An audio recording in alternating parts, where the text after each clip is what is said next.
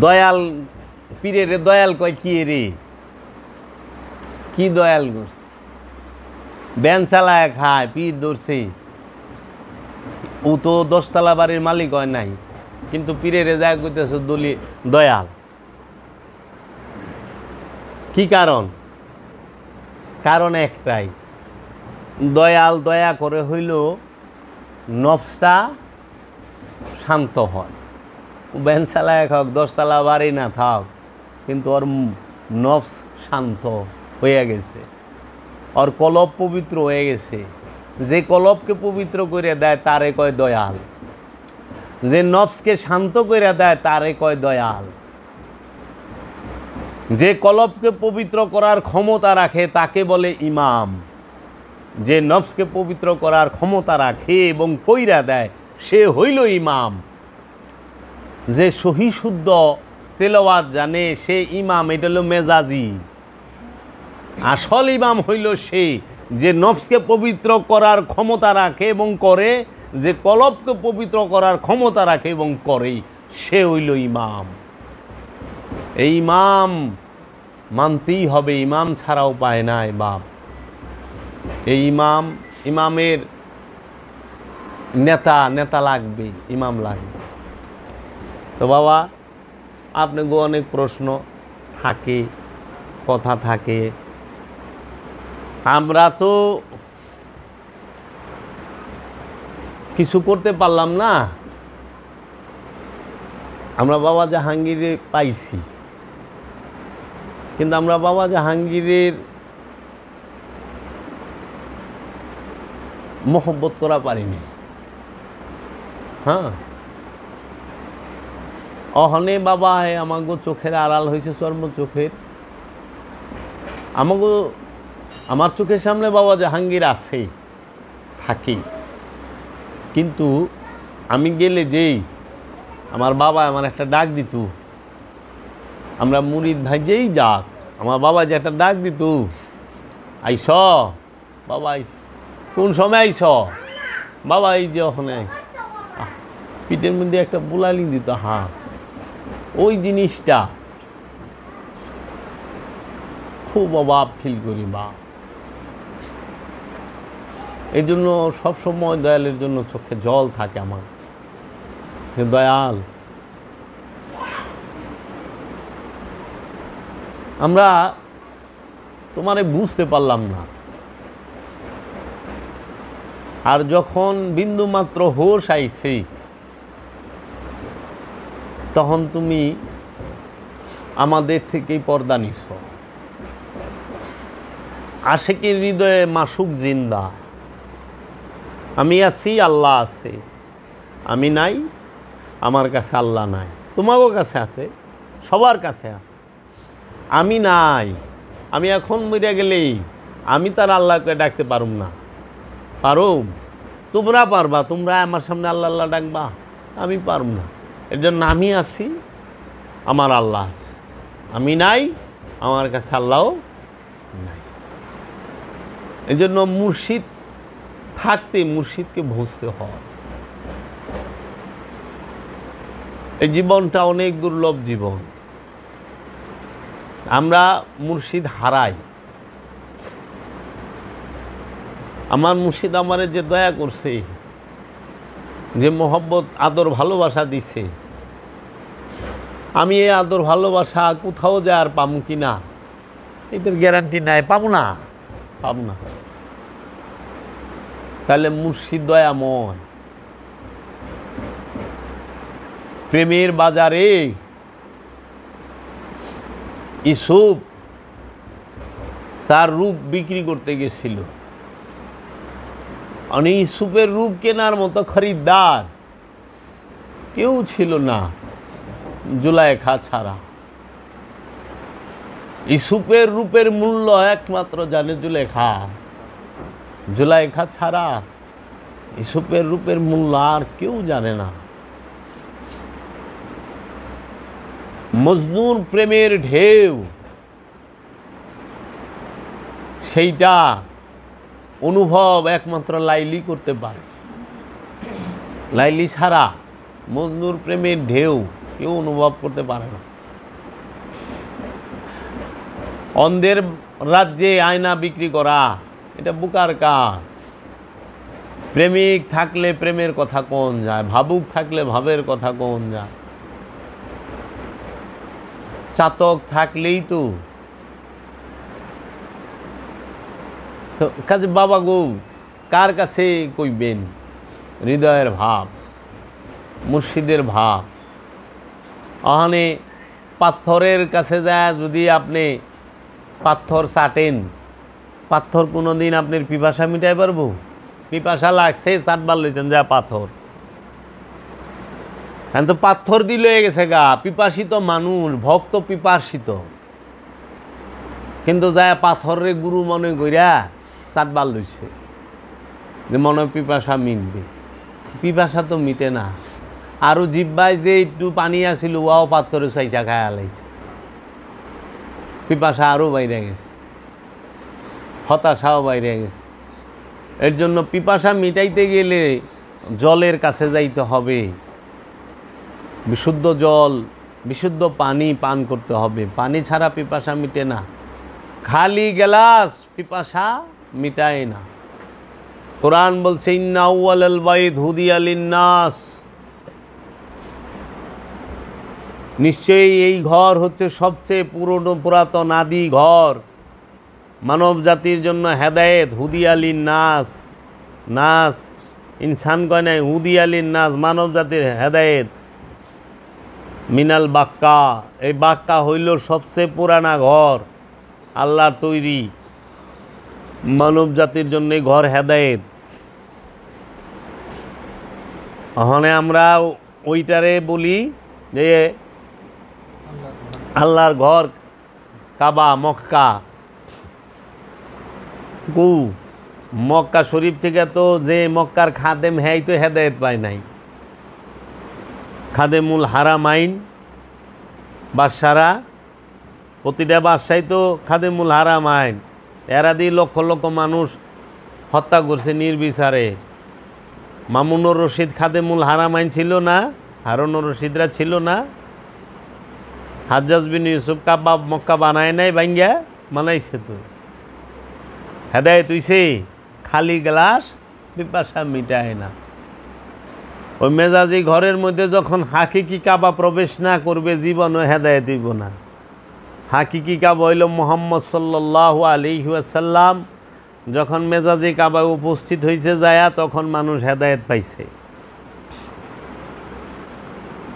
খালি গ্লাস পানি পিপাসা মিটায় না, পিপাসা মিটাইতে গেলে গ্লাস ভরা থাকতে হইব।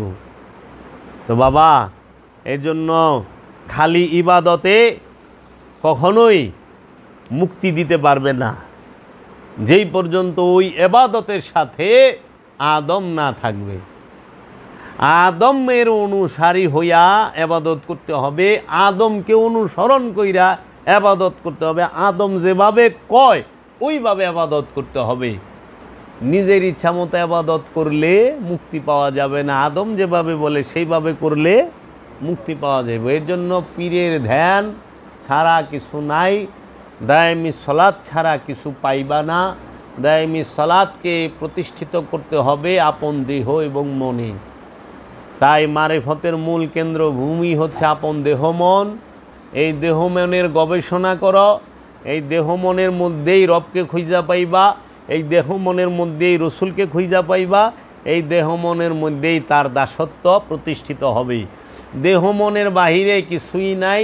এজন্য আল্লামা ইকবাল বলছেন ইয়ে জিক্রে মিম ইয়ে বেসরুর এ বুরআক এ বেশবি তেরি খুদি কে নিগেবা नहीं तो कुछ भी नहीं दयार इश्क में अपना मकाम पैदा कर ते दिल और निगाह मुसलमान नहीं तो कुछ भी नहीं। दिल और निगाह, दिल माने अंतर कलब मन, निगाह माने नजर दृष्टि।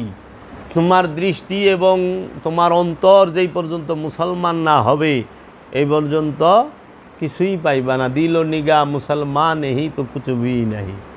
এই দুইটা মুসলমান না হলে, আত্মসমর্পণ না করলে কিচ্ছু পাইবা না।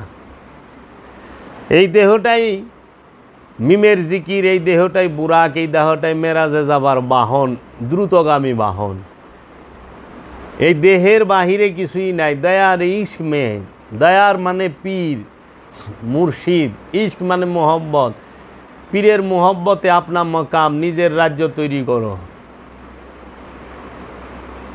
আপনি মন মে ডুবকার পাজা সুরাগে জিন্দগি, তুমি তোমার মনের মধ্যে ডুব দিয়া, তুমি তোমার মনের মধ্যে ডুব দিয়া জিন্দগির ছিদ্রটা, সুরঙ্গ পথটা পেয়ে যাও। তু মেরা বানতা না বান আপনা তো বান, কইতাছে তুই আমার হস চাই না হস, কোনো অসুবিধা নেই, কিন্তু নিজের হ। আমরা তো আল্লাহর হয়ে পারলাম না, রসুলের হয়ে পারলাম না, নিজের হয়ে পারলাম না। সারা জীবন এই মানুষগুলো শয়তানের হইয়া রইল। শয়তানের ইবাদত করা নিষেধ, আল্লাহর ইবাদত করা, রসুলের অনুসরণ করা আদেশ। এখন শয়তানি মানা করে, দূর রসুল মানিস না, আল্লাহর ইবাদত কর, আমিও আল্লাহর ইবাদত করি, তুই আল্লাহর ইবাদত কর, আয় মিলা জিলা ইবাদত করি। আদমের কাছে যাবি না, কি এর আদম, কি আদম কি বুঝে? রসুল কাছে যাবি না, রসুল কি বুঝে? এগুলা ভণ্ড, অমুক তমুক, এই কথাগুলা শয়তানের সবচাইতে চালাকির কথা, বুঝছেন? শয়তান ভিতরে বইয়া এগিনা খোঁচায়, মানে পাবলিক তো বুঝে না। আর শয়তান কিন্তু লেবাস ধরে আহে। আল্লাহ যেরকম মানব রূপে আছে, রসুল যেরকম মানব রূপে আছে, শয়তানও মানব রূপেই আছে। শয়তান অন্য কোনো রূপ ধরে আহে না, মানুষের রূপেই আহে। এর লেগে আবু জেহেলও যেরকম মানুষের রূপে আছে, ফেরাউন যেরকম মানুষের রূপে আছে, নমরুদ যেরকম মানুষের রূপে আছে, ঠিক অপর দিকে ইব্রাহিম খলিলুল্লাহ, মুসা কালিমুল্লাহ, মোহাম্মদ রসুল আল্লাহ, এরা সবাই মানব রূপেই আছেন। এর লেগা বাশার রূপে আল্লাহ স্বয়ং আইছে মা মরিয়মের সামনে। রুহুল কুদ্দুস, রুহুল আমিন, রহুল্লাহ, তিনটা শব্দ, রুহুল কুদ্দুস, রুহুল আমিন, রহুল্লাহ। রহুল কুদ্দুস রূপে ঈসা নবীর কাছে সরাসরি আইছে আল্লাহ বাশার রূপ দইরা। রহুল আমিন রূপে আল্লাহ রব্বুল আলামিন মহানবীর কাছে আইছে সরাসরি বাশার রূপ দইরা। আর রসুল রূপ দইরা রহুল আমিন, রহুল কুদ্দুস এবং রুহ, সে সরাসরি আইছে মা মরিয়মের কাছে মেহরাবে। মা মরিয়ম দেখে ভয় পেয়ে গেছে, তখন সে তুমি ভয় পাও না, আমি আল্লাহর রসুল, আল্লাহর তরফ হইতে, রবের তরফ হইতে প্রেরিত রসুল। এর জন্য রূহ সেও বাশার রূপ ধারণ করে, আল্লাহ নিজে বাশার রূপ ধারণ করে। কোরআন স্পষ্ট পায়। মৌলবীর ফিতা দিয়া যদি রসুল মাপবার জানতে তো গর্বি লইবই। ওখানে আপনার হাইট দিয়া যদি পাকিস্তানের ইমরান খান রে মাপেন, তো আপনি আপনার 4.5 ফুটই পাইবেন। ইমরান খান তার 4.5 ফুট না, না আপনি 4.5 ফুট, না আপনি 4.5 ফুটের উপরে যাইবেন কেমনি? মানে পাকিস্তানের শোয়েব আখতারে যদি 4.5 ফুট মানুষ আমাকে আশরাফুল দেয়া মাপি, তাহলে লইব? বিষয়টা হইলে এরকম, মানে মোল্লার ফিফাদার রসুল মাপে। রসুল কি আল্লাহর কথা বলেছেন? না, বলেননি। লাগে যেন আসিল, সাথে গেছে। আল্লাহ কইতেছে আমার ইচ্ছা ছাড়া রসুল কথা কয় নাই। আল্লাহ কইতেছে আমি আমার হাবিবকে 2 ধনুকের ব্যবধানে একটা জিরু, মানে একটা বৃত্তের ভিতরে নিয়ে আসছি। এই বৃত্তের ভিতরে আমি আর রসুল মেরাজ হয়েছে। আমুল্লাহ কয় না, ওইখানে পর্দা আছে, পর্দাটা না দিছে মৌলবীতে। আচ্ছা তোরে তো যন্ত্রণা কে, জোর জলে গে, বুঝি না। আপনি যা দেখেন সব মৌলবী গে, এই ওহাবি সালাফি গে এক সমস্যা, মানে অনেক কথা কথা কোয়া লাগে। ঢাকার কাউয়া, হ্যাঁ কি কয়, হ্যাঁ ডাকে কি, ডাকটা কি ঢাকার কাউয়ার? কা। ভারতের কাউয়া কা, ইংল্যান্ডের কাউয়া হ্যাঁ কয় কা, সৌদি আরবের কাউয়া হ্যাঁ কয় কা। আপনি ভারত, বাংলাদেশ, ইংল্যান্ড, সৌদি, এই 4 দেশের কাউয়ার মধ্যে আকারে প্রকারে রঙে সাইজে ভিন্নতা থাকতে পারে, ডাকে গেলে ভিন্নতা নাই, কা। এখন সৌদির ওহাবি, ইংল্যান্ডের ওহাবি, ভারতের ওহাবি আর বাংলাদেশের ওহাবি আকারে প্রকারে লেবাসে ভিন্নতা আছে, কিন্তু বলি কইলে এক, কা। আরবের ওহাবিও কয় রসুলের উপরে মিলাদ কিয়াম শিরিক বেদাত। বাংলাদেশের ওয়াহাবিও তাই কয়, ইংল্যান্ডের ওয়াহাবিও তাই কয়, ভারতের ওয়াহাবিও তাই কয়। আবার রবিউল আউয়াল বিদাত শিরিক, এইটা ভারতের ওয়াহাবিও যা কয়, বাংলাদেশের ওয়াহাবিও তাই কয়, সৌদির ওয়াহাবিও তাই কয়, ইংল্যান্ডের ওয়াহাবিও তাই কয়। মানে ওয়াহাবি সবার এক। আর এক সমস্যা এই জিনিস লইয়াই, শুধু রসুলকে নিয়া, আলে রসুলকে নিয়া।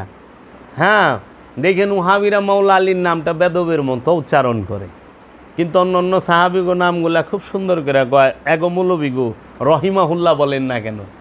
এরা আব্দুল ওহাব নজদির মতো একটা জানোয়ারের নামও লয় রাহিমাহুল্লাহ। তে নজদি যদি রাহিমাহুল্লাহ হয়, এজিদ যদি রাহিমাহুল্লাহ হয়, তাইলে তো কলঙ্ক হয়ে যাব রাহিমতের। এগুলা রাহিমাহুল্লাহ কোনো দিনও না। এর জন্য বাবা, ওয়াহাবি যেই হোক, সবার একই বলি।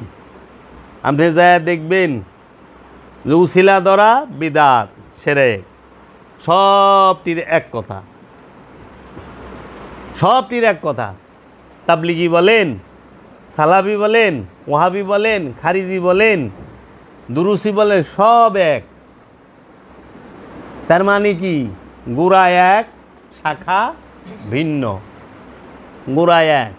এর জন্য আওলাদে রসুল আর রসুলের প্রশংসা আল্লাহ কোরআনে কইরা থুইছে, যেইটা মিটানের ক্ষমতা জগতে কোনো ফেরকার, কোনো দলের, কোনো মোল্লার, কোনো মুন্সির নাই। কোরআন রে তার বাদ দেওয়া পারবো না। এই ইন্নাল্লাহ ওয়া মালাইকাতাহু ইউসাল্লুনা আলান নবী, এটা পড়তেই বগো। ইন্না আতাইনাকাল কাউসার, এটা পড়তেই হইব।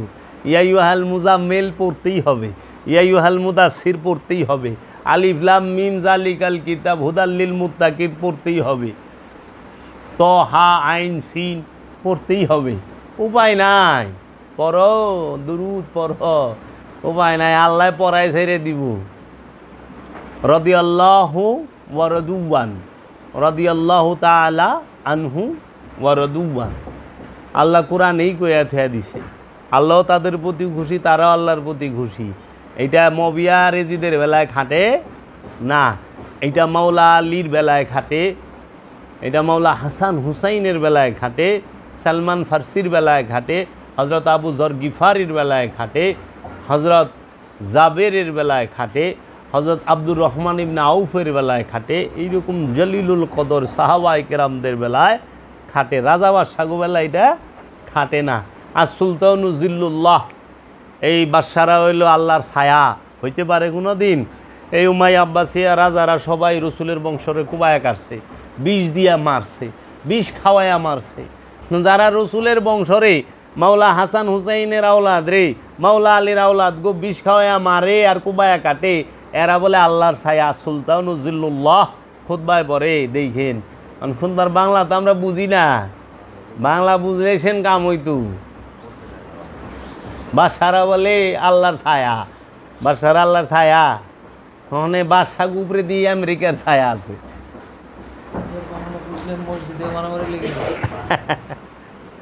জি, এই কাজেই আমাদের দরবারগুলো এখন মোল্লাতন্ত্র দিয়ে ভরে গেছে। মৌলবী জিনিসটা খুব ভয়ানক জিনিস, যেহেনে যাইব পছন্দ রায় দিব। কারণ সে যেটা শিখছে সেইটাই। এই এক মৌলবী ওয়াজ করতেছে আল্লাহ রসুল 40 বছরে নবুয়ত পাইছে, এই নবুয়ত পাওয়ার পরে যাহা কিছু আসছে সেগুলো মানা যাবে, আর 40 বছরের আগে যা করছে এইগুলো কোনো কিছু মানা যাবে না, অনুসরণ করা যাবে না। এই মুস্তাকুন নবী নামের এক দেওবন্দি ওহাবির ওয়াজ শুনলাম। এই যে আহম্মকুল্লাহ, ওটা আহম্মদুল্লাহ, আহম্মকুল্লাহ আল্লাহর তৈরি আহম্মক, এটা আল্লাহর আহম্মক, আহম্মকুল্লাহ। কি এর আহম্মদুল্লাহ? তাহলে কি এর মধ্যে কি কোন? তো রসুল 40 বছরে নবুয়ত পাইছে,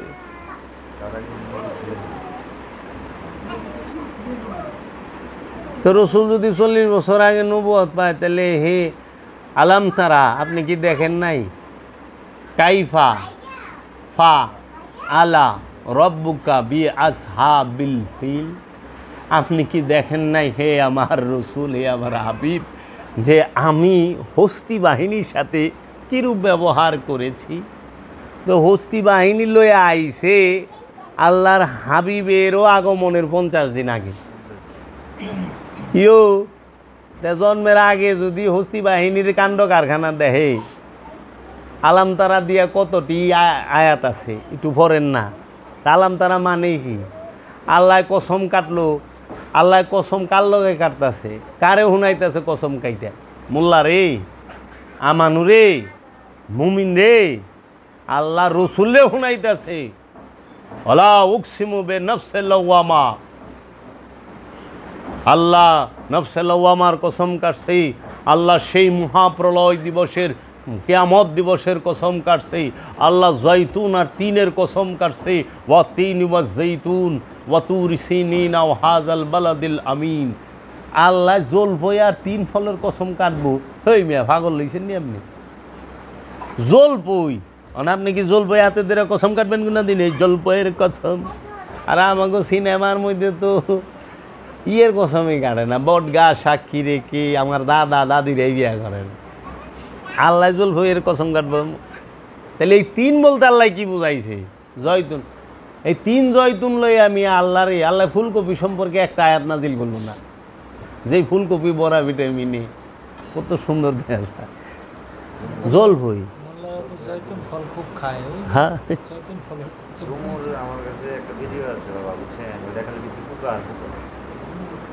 হ্যাঁ,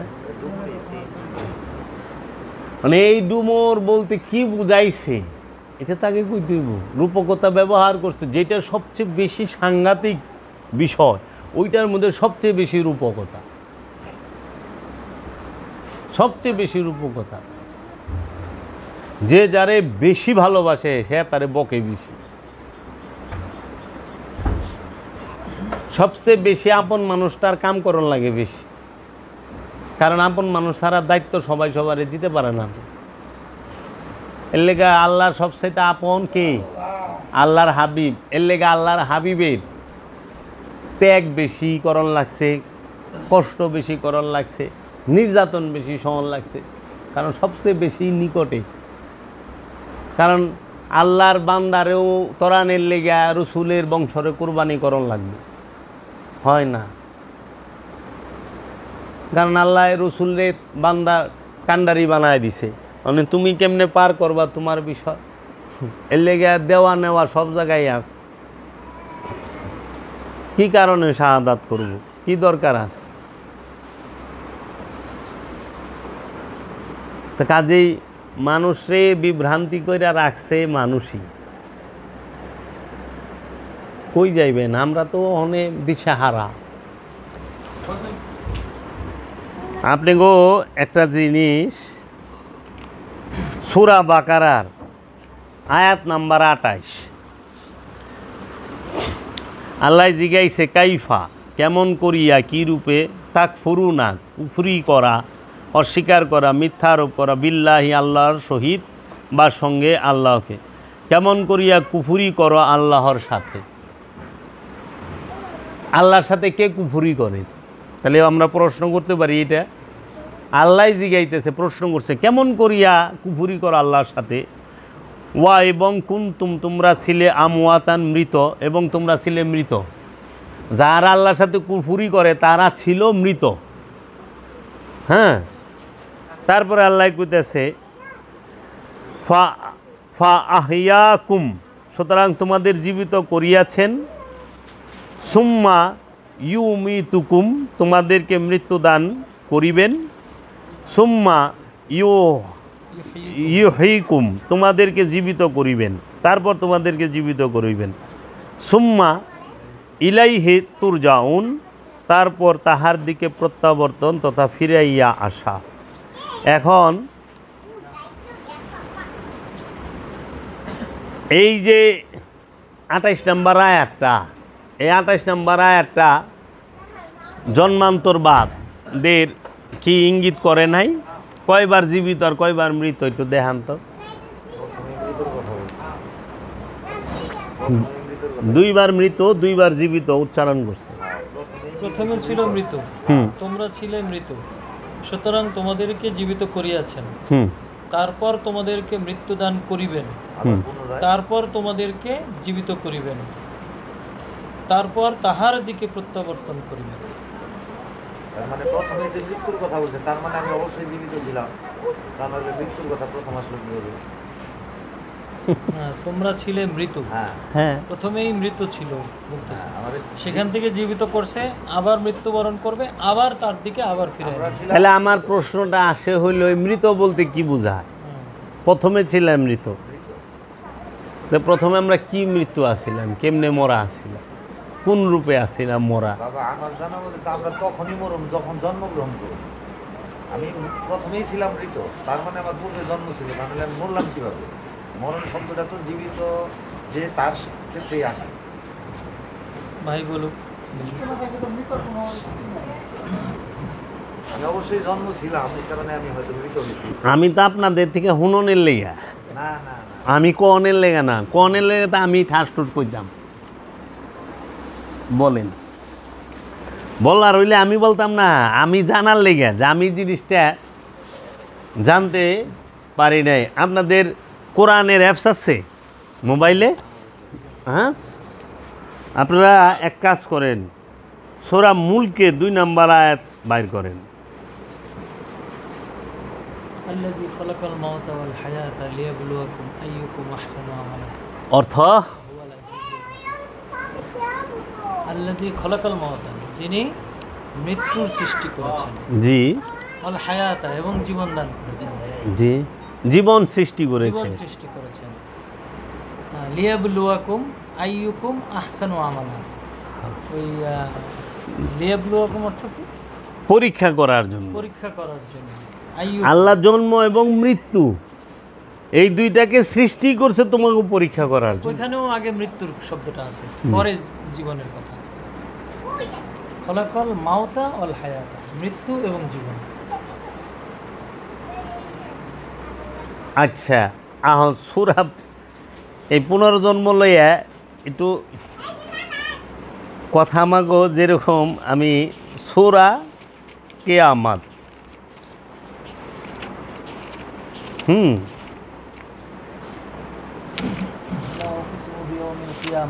জি,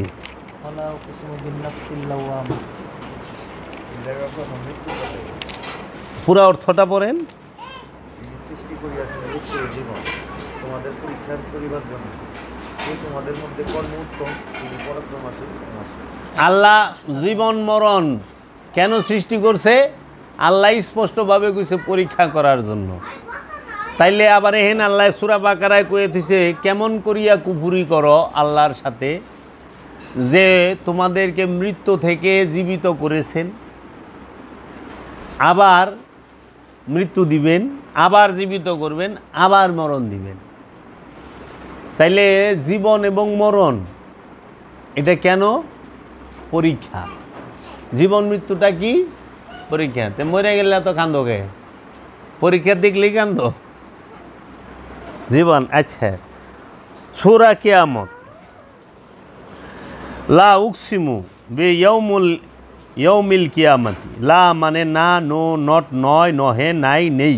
উকসিমু আমি কসম করিতেছি, আমি শপথ করিতেছি, আমি দিব্য করিতেছি, আমি প্রতিজ্ঞা করিতেছি, আমি অঙ্গীকার করিতেছি, আমি প্রতিশ্রুতি দিতেছি। বে ইয়াউমিল দিনের সহিত, দিনের সঙ্গে, দিনের দ্বারা, দিনের মাধ্যমে, দিনের দিন কর্তৃক। With the day, by the day, in the day, at the day, on the day, for the day. কিয়ামতি কিয়ামত, মহাপ্রলয়, পুনরুত্থান, resurrection, to rise from the death, to ascend. কিয়ামত শব্দের অর্থ কি? কিয়ামতের বাংলা অর্থ কি? মহাপ্রলয় এবং পুনর্জন্ম। মহাপ্রলয়ও বলা হয়, পুনরুত্থানও বলা হয়। রিজারেকশন বলে ইংরেজিতে, to rise from the dead, to rise from the dead, to ascend, to ascend ইংরেজিতে বলে। তাইলে মুসলমানের কী হইব? কিয়ামত হইব। মহাপ্রলয় হবে না। পুনরুত্থান হবে না। পুনর্জন্ম হবে না। মুসলমানের কী হইব? কিয়ামত। হিন্দুর আবার কিয়ামত হইব না, হিন্দুর হইব পুনর্জন্ম, জন্মান্তরবাদ হইব। কি একটা মুসিবত না! যার যার ভাষা লয়ে হ্যাঁ একারে জিনিস তো একই রে বাপ। লাউই কদু, কদুই লাউ, তাই না? খেজুর ই তামুর, তামুরি খেজুর তো সৌদিয়ানরাও চিনে না। হাজা খেজুর না, হাজা তামার, তামার গেলে চিনবো যে হ্যাঁ এটা খেজুর। খেজুরের বাংলা কি আমিও জানি না। খেজুরই তো বাংলা না। না, উর্দুতে খাজুর কয়। আসমান সে গিরে খাজুর পে লটকে। ইংরেজিতে মনে হয় পাম। হ্যাঁ, বাদ। তাহলে কোন আমরা তো অর্ধেক জিনিস, যেরকম জল, ময়া, পানি, ওয়াটার, তান্নি, মিজু। তাহলে এই যে বিষয়গুলো, কিয়ামত মানলেন, আল্লাহ কিয়ামত দিবসের কসম খাইছে, আল্লাহ নফসে লাওয়ামার কসম খাইছে, দুইটাই। তাহলে কিয়ামতটা কার হবে? কিয়ামতটা হবে নফসের। আর আল্লাহ কিয়ামতেরও কসম খাইছে, আবার নফসে লাওয়ামারও কসম খাইছে। বড় রহস্যের বিষয়, অসাংঘাতিক রহস্য। কি অসাধারণ বিষয় খোদা!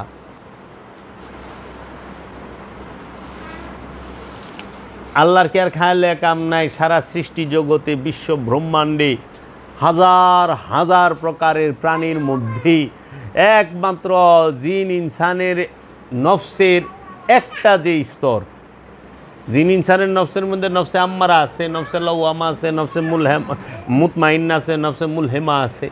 কিন্তু নফসে মুতমাইন্নার কসমও খায় নাই, নফসে আম্মারার কসমও খায় নাই, কসমটা খাইছে নফসে লাওয়ামা। কিন্তু সবচেয়ে মজার বিষয় হইল নফসে লাওয়ামা অন্য কোনো নফসের মধ্যেই নাই। দুয়ে দুয়ে চাই। সারা সৃষ্টি জগতে কোনো প্রাণীর মধ্যে নফসে লাওয়ামা নাই, শুধু মানুষ আর জিন ছাড়া।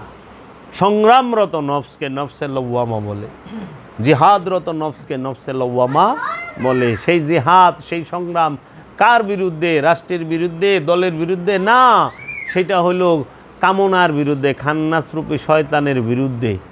যে নফস সবসময় জিহাদে রত থাকে, সেই হইল নফসে লাওয়ামা। হালাকন এই কিয়ামত, এটি হলো আমাকে মূল বিষয় মিয়া। এই আউল ফাউল পেশাল পাইরা যে কে কোন যুদ্ধে কয়জনে মারছে, এটা হলো রূপক, আনুষ্ঠানিকতা, এটা হলো মূল। পুনর্জন্মবাদকে একমাত্র ভোগীরা মানে না। যারা মহাভোগী তারা পুনর্জন্মবাদকে মানে না। কারণ পুনর্জন্মবাদকে মানলে জোর জুলুম করা কষ্ট হয়ে যাবো, গা ধরবো।